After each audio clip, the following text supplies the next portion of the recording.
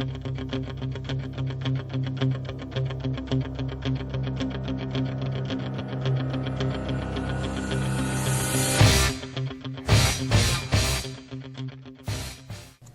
to Eye on the Tigers News. I'm Ashley Clement. Thanks again for joining us today for the news we've been watching for you.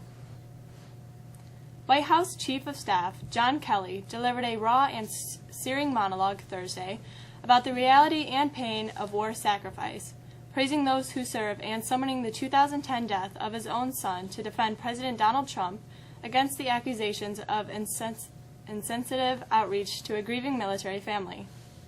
In an unannounced appearance at the White House, Kelly, a retired three-star general whose son was killed while serving in Afghanistan, dressed down the Democratic congresswoman who had criticized Trump for comments she said he had made in a condolence call to the pregnant widow of a Green Beret killed in Niger.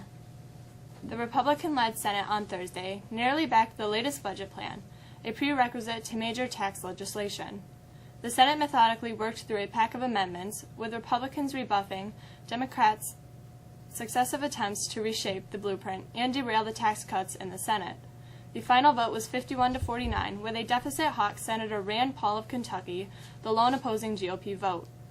Republicans will have a far harder time approving a complex plan to bring steep tax cuts, especially for corporations, and overhaul the nation's tax system, which has sharply divided House Republicans on the regional fault lines. President Donald Trump gave himself a 10 on Thursday for his response to the widespread devastation Puerto Rico suffered after the back-to-back hurricanes created a situation that the island's governor described as catastrophic as he met with Trump at the White House.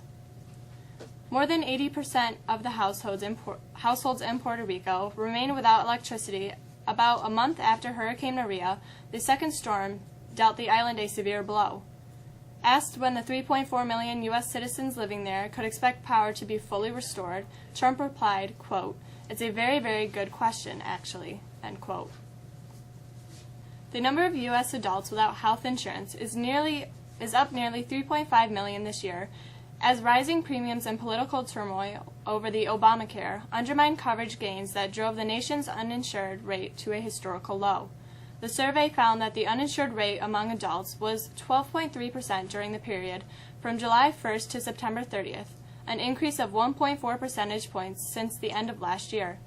The increase in the number of uninsured is more striking because it comes at a time of economic growth and low unemployment. Environmental pollution, from filthy air to contaminated water, is killing more people every year than all war and violence in the world, more than smoking, hunger, or natural disasters, more than AIDS, tuberculosis, and malaria combined. 1 out of every 6 premature deaths in the world in 2015, about 9 million, could be attributed to a disease from a toxic exposure, according to a major study released Thursday in the Lancet Medical Journal. The financial cost from pollution-related death, sickness, and welfare is equally massive. The report says costing some $4.6 trillion in annual losses, or about 6.2% of the global economy.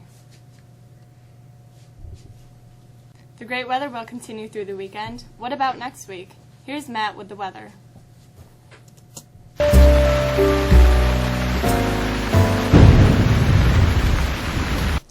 Bright sunshine again is the dominant feature of this high-pressure system that continues to give us great fall weather. While we lose a few degrees today, we'll jump back into the mid-70s for both Saturday and Sunday. That's more than 10 degrees higher than our normal highs for this time of the year. The mild weather continues into the start of next week before we see our next weather maker come in on Tuesday, when we see some rain. A great weekend in store for us. We hope you get a chance to get out and enjoy. Have a great weekend. I'm Matt.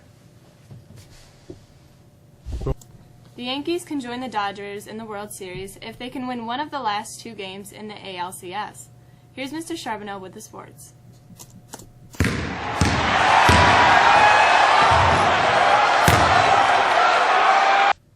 Justin Verlander agreed to a last-second trade to the Houston Astros with hopes of another World Series, and has since won all 8 games he's pitched. 8 is not enough. The Astros have to win Verlander's 9th game, or their season will end short of that goal. 6 days after the big right-hander threw a complete game against the Yankees to put Houston up 2-0 in the best-of-7 AL Championship Series, the teams are back at it at Minute Maid Park for Game 6 on Friday, with the Astros facing elimination after the New York team swept 3 games in the Bronx. Now, the Yankees hope to join the Dodgers, who blew out the defending World Series champion Chicago Cubs last night 11-1. Clayton Kershaw was dominant, and the Dodgers' potent lineup was led by 3 home runs by Enrique Hernandez. The NFL's Week 7 schedule got underway last night as the Raiders won a thriller against the Chiefs 31-30 on a late TD pass by David Carr. The resurgent Bills, well, they take on Tampa Bay as the Jets head off to Miami. Now the Giants host Seattle. The other key matchup on Sunday is Atlanta when they host the Patriots. Now Mexico football, they reunite with Homer tonight when the Tigers head south on Route 81 to take on top-seeded and undefeated Homer in the first round of the high school football playoffs. Now, if you remember last year, Homer ended Mexico's season in the second round. Last night, the varsity girls swimming and diving team lost to Liverpool 93-87. First place finishes for the Tigers were turned in by Carolyn Zedak, Jessie Faulkner, Alexa Von Holtz, and Abigail Hinman. Now, the team has one remaining dual meet before the final stretch of the season into the sectionals and beyond. That's it in sports. I hope you have a great weekend. I'm Michael. Physicals will be offered in the high school nurse's office October 25th from 7:45 a.m. to 11:30 a.m. Please see Ms. Wallace for paperwork to sign up. The senior class panoramic photo will be taken first thing next Tuesday morning at 7:45 in the gym. Retakes for the high school will directly follow in the Hungerford Library, room 217, from only 8 to 11:30 a.m. That's it for us this week. For staff of Eye on the Tigers News, I hope you have a great weekend. I'm Ashley Clement. We'll see you again on Monday.